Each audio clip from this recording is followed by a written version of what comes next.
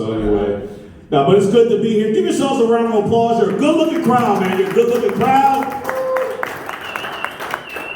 Yeah, I'm looking around the room and I'm thinking, I like to shower with you people. You know what I mean? Just laughing you up and giving the old Sandusky treatment, huh? I know you're down. I know you're down, man. You're like 7 beers in. He's like, yeah, man. I live in walking distance. We can do this. It's good to be here. Anybody else sick and tired of this fucking pandemic? Anybody sick of this shit? Yes?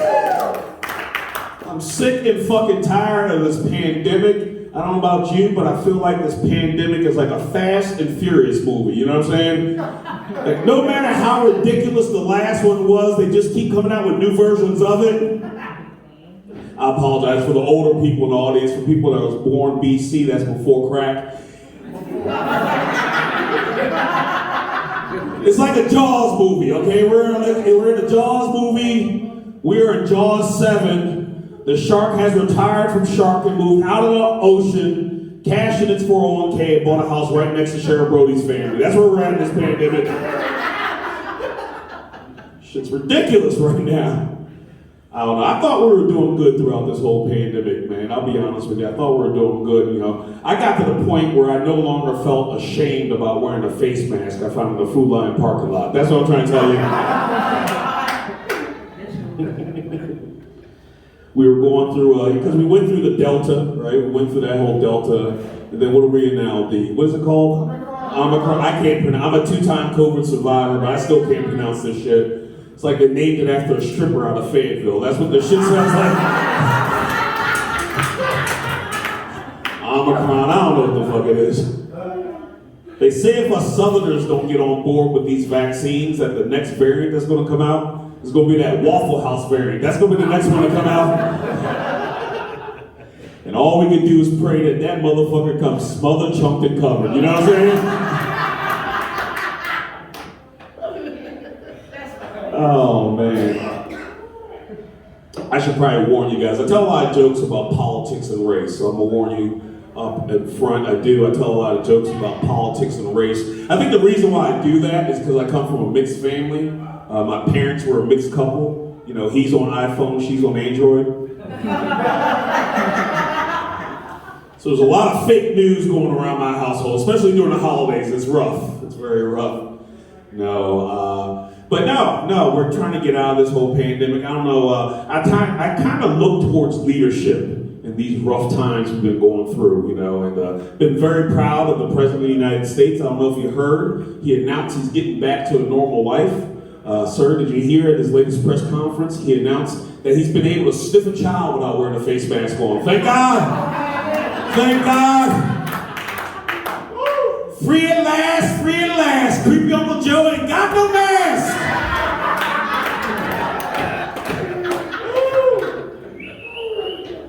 Man, I see your face over there. I apologize if you get offended about me talking about the President of the United States. That's my job as a comedian. That's what I do. I will talk about the President of the United States. It does not matter to me who the president is. I will talk about them. That's my job. When I got started in comedy, President Obama was in office. I was a terrible comedian back then. I was horrible. Like, the only jokes I had about the first black president of the United States was the fact that he was moving into government housing. It was terrible jokes I told back then. Mostly memes I stole off of MySpace is what I'm trying to tell you. Yeah. Then we had the Trump administration. I don't care what side of the fence you're on. Those were 4 golden years of comedy right there. You know what I'm saying? Like, I have no idea what he was doing for this country, but he was making comedy great again. That's what I do know. I voted for that man just for the material. I'll be honest with you. So now we have the Biden administration in office. So I'll tell you guys a little secret. I got to get as many of these Joe Biden jokes out as quickly as possible, because it's only going to be a month or so before I got to start telling President Harris jokes. You know what I'm saying? There's a weekend at Bernie situation happening at the White House. We can all agree on that.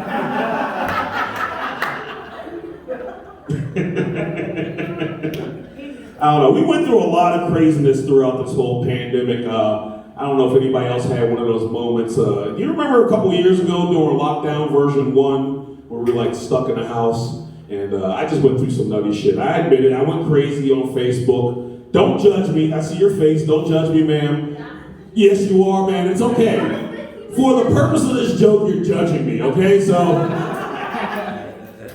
for whatever reason, I found myself defending Aunt Jemima on Facebook. I don't know why. Like, why do I give a fuck if this bitch has a job? I shop Food Line, you know what I'm saying?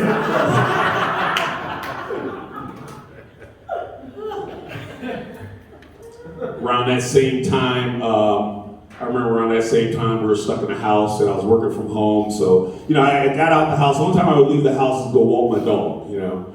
And I saw one of my neighbors and she was crying and she was upset. And I made the mistake of asking, what's wrong? I'll never do that again. I promise you this. I'll never do that again. She told me her 19-year-old dog died of the COVID. Exactly. That's how I felt too. Like, you can't tell a comic a 19-year-old dog died of the COVID. That sounds ridiculous. You know how old a 19-year-old dog is in dog years? That dog was old enough to have looked for Harriet Tubman through the woods of North Carolina. That's how old a 19-year-old dog is. Can't tell me no 19-year-old dog died of COVID. That dog in human years was old enough to have had a job, retired, and be collecting a pension for enforcing Jim Crow laws in Greensboro. That's how old a 19-year-old dog is. 19-year-old. That dog was old enough that they voted for Joe Biden all 3 times he ran for president. You know what I'm saying? Twice in the last election. They're still counting that dog's votes, for God's sakes.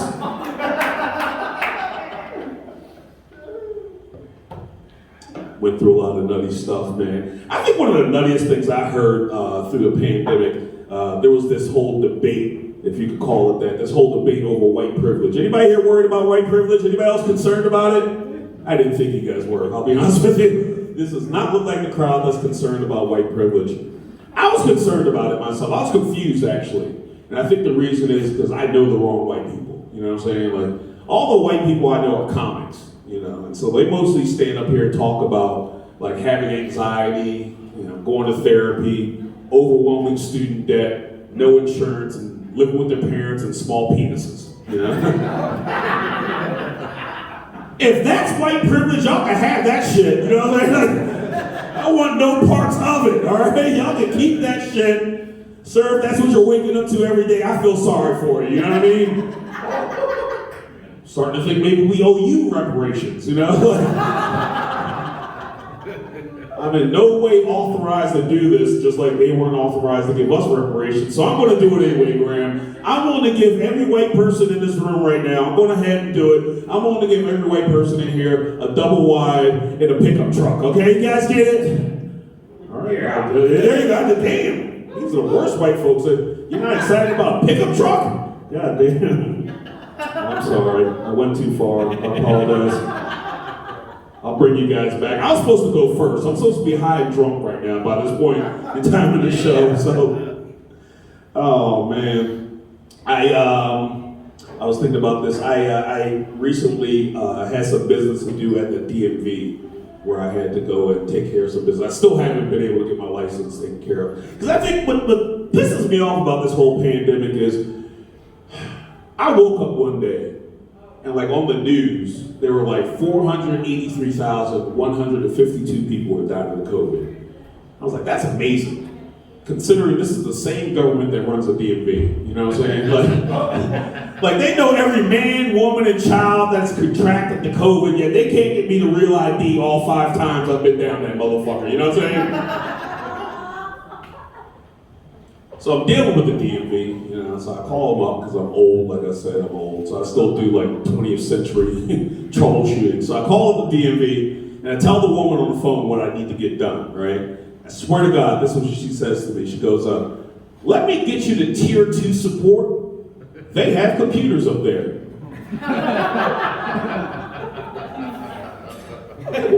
What the fuck? You just sitting at a desk with a telephone and pictures of your family? What the fuck's going on here? No homeless people got more technology than you. Man. Just undramatically hung up on her, you know, just hit that button. don't know. A lot of people are not happy with how the government has handled this pandemic, and I get it. But like I said, I'm old. I was born BC, so I'm not tripping too hard. I'm really not tripping too hard. I think it's because I'm so old that when I was a kid, we were at war with the Russians. All right, anybody else remember that? Ken, I know you know what I'm talking about. We were at war with the Russians. And so they told us that if at any time that the Soviet Union were to drop a nuclear missile on my elementary school, that the only thing I could do was to get under my desk for protection. That was the government's contingency plan for nuclear war right there, a wooden desk. I was 26 years old before I realized that a wooden desk would not keep me safe during the nuclear holocaust. You know what I'm saying? That's embarrassing. That's like being 26 and thinking a cloth mask will keep me safe during a global pandemic. It's just embarrassing, people. That's all I'm saying. Thank you, I appreciate that. I take the pity laughter, I appreciate that. I loved all the comedians that wore the mask the entire time while all the sets were going on, and they came up here and took the mask off. Bitch, you caught the COVID, congratulations. Yeah, jokes on you. I am not originally from North Carolina. Where my native North Carolinians at? I'm not originally from here. Where y'all at? Oh, there's more than two of you motherfuckers in here. There you go. That guy's afraid to speak up. He just raised his hand. I'm from here. Never left. I'm not originally from North Carolina. I moved here from a small town in the heart of Mexico called Los Angeles. It's good to be in America. Thank you very much. It is. It's good to be in America. I was very fortunate. I made it out just before they finished building the wall. You know what I'm saying? I'm very lucky. When I moved to North Carolina, I lived in a city in the RTP. The city I lived in is called the Bougetto. That's the bougie ghetto. Yeah. Y'all might know it as Durham.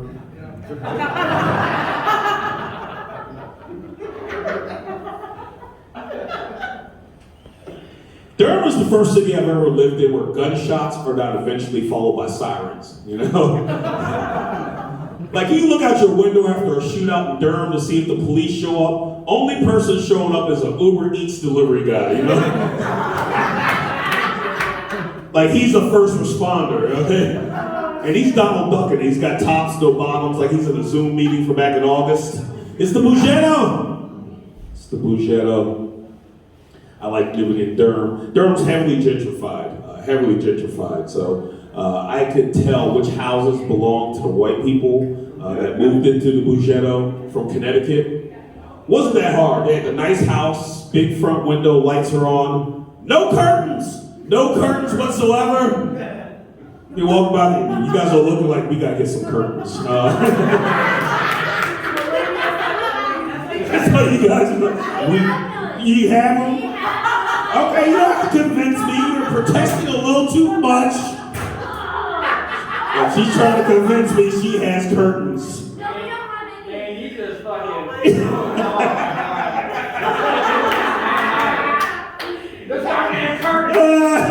No curtains! I know, I walked past your house. I saw everything going on, man. You guys were walking around butt naked watching PBS playing war games. You know what I'm saying? Meanwhile, me and my dog are just stealing their Disney Plus login information off their refrigerator. Talking about, we're going to figure out who this baby Yoda is. Don't worry about it. It's okay. They don't cost that much. Don't worry about it. Hey, look, you know what I did? Don't feel bad. I mean, I'm not one of those people that has curtains, but you're not fitting to just look in on me. You know what I mean? I at least got some Food Line bags I can take up to the windows. You know what I'm saying? Like,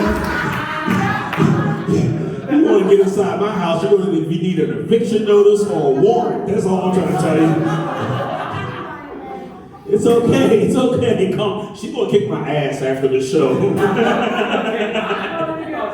As long as it's your ass and not mine, now you brought her here, you know. Oh my goodness, yeah. What was I talking about? I was talking about living in the Bougetto. That's what I was talking about. Curtains, Bougetto. I love living in the Bougetto. The other thing that we had in the Bougetto, I don't know if you guys have this out here in Graham. We used to have those little mailboxes that would be filled with books. Have you ever seen these? Like mailboxes, like you can take a book, leave a book. As though the libraries weren't hurting enough for business right now, you know what I'm saying? Like, it's bougie, that's nice, it's nice. Yeah, it's ghetto enough in Durham that you gotta carry a pistol with you when you walk your dog at night, you know what I'm saying? It's the Bougetto. I hit a little too close to home, okay. Any dog owners here? Any dog owners? There you go. How did I know? No curtains in the dog, I knew it. Hey, well, as long as you got a J-Do set and a Monopoly board, you're good to go. Don't worry about it. She's like, has this nigga been in our house? What's going on here? Please frisk her for weapons before I get off stage. That's all I ask. This is Alamance County, so.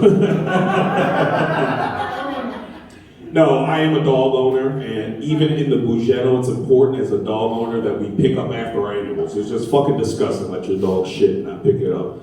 But I don't just use Food Line bags to pick up a dog's poop, you know what I'm saying? Don't play me like that. I'm way too bougie for that shit. I like to use the individually designed poop bags to pick up, you know what I'm talking about. You probably got them there. You probably have like the scented ones with like butterflies printed on them, I know. Probably monogrammed with your initials and your, right, UNC all over this shit, I get you. It's nice. That's bougie. But I am ghetto enough that I steal them from the dog park, just to let you know. It's the Bougetto. I love living in Durham. I love living in Durham for a long time. I no longer live in Durham. I live out here in Alamance County. I live in a little city here called Burlington, North Carolina. You guys have heard of it? There you go, Burvegas, baby. Burvegas, baby. What happens in Burvegas probably is a felony. I'll be honest with you. Let's be honest with you. It's bad because when you pull into Burlington, the sign has up on the sign that says some shit like, Burlington, North Carolina. We have meth now.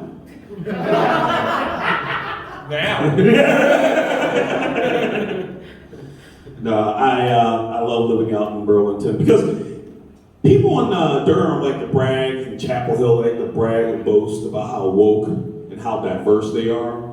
And I gotta always tell them, I go, I don't know about all that because I live out in LGB country. Let's go, Brandon. There you go. I knew I was gonna get one.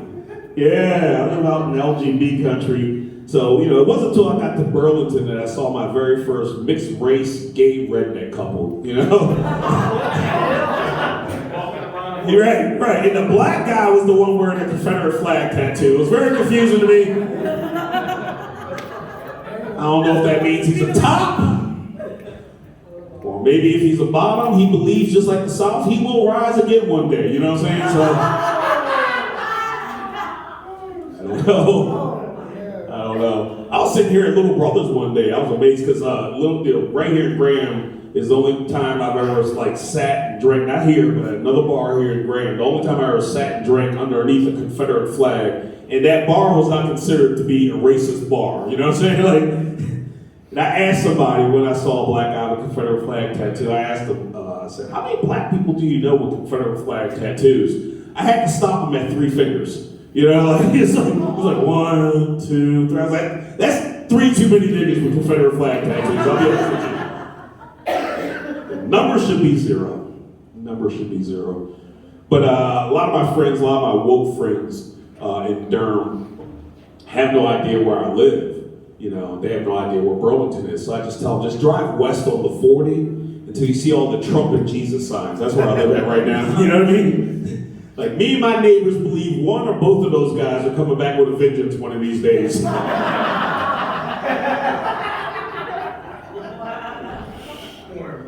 just catch my neighbors once a month. They just come outside and just yell at the sky, "We need you back! They're eating ass! We need you back!"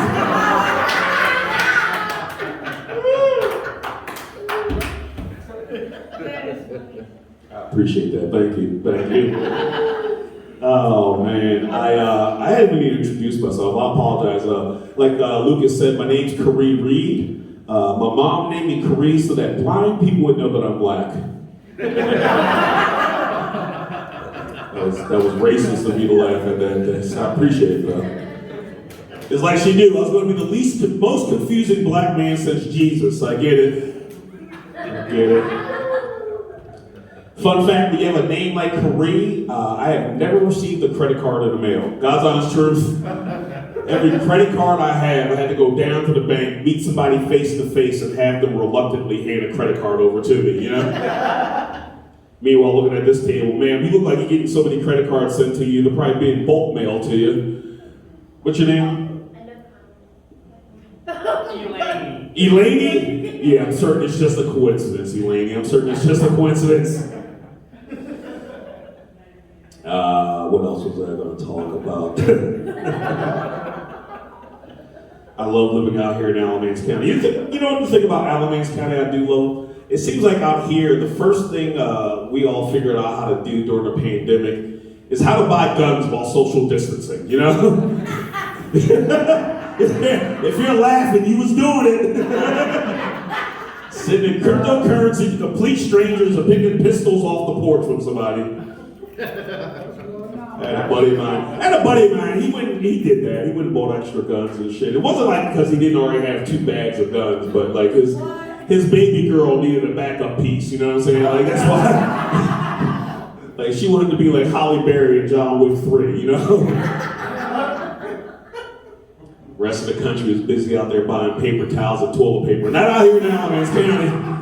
We's busy buying ammo and gun cleaning kits, you know what I'm saying? Like, they heard there was a Chinese invasion coming. They're like, not on my watch! Hell no!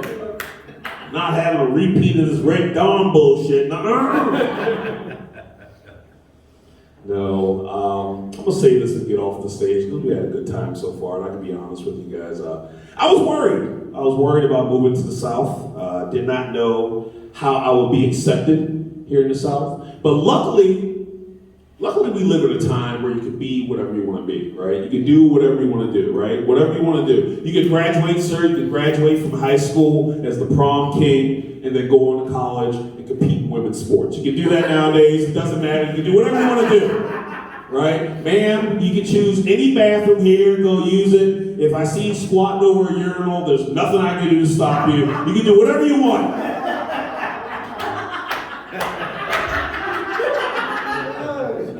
So I've decided I'm going to go ahead, as the young kids say, I'm leveling up right now. You know what I'm saying? I'm going to go ahead and level up. That's why I've decided that I self-identify as a 6'5" white man with perfect credit. Thank you. Yes, I'm very brave. I appreciate that. My pronouns are tall, white, and wealthy, so please address me as such. Thank you. Thank you. But I want you to think I'm just talking the talk. I'm walking the walk as well. You know what I mean? Like it's changed everything about my life. I no longer qualify for blackamishpeoplemeet.com. Don't look it up. It's not online. It's in a penny saver. We meet in a lot of alleys in Burlington. Trust me. Had to switch it up to looking for love in Vietnam.vn /PayPal. And once my bride has arrived to America via steamship, I'm going to do the whitest thing I can think of. We're going to take our honeymoon touring all the breweries in Western North Carolina. That's right. There you go. You're all invited. You're all invited. You seem like great gift givers. And then once we're done, we're just going to kayak our way back down to Burlington. You know what I'm saying?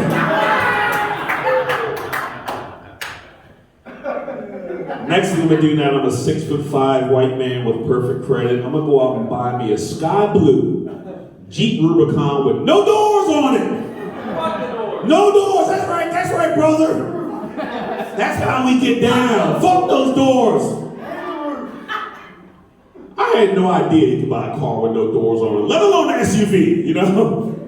Back when I was a 5'5" black man with 2 digits in my credit score, I had no idea. I could have been driving around this entire time with no doors on my Hyundai Tostada.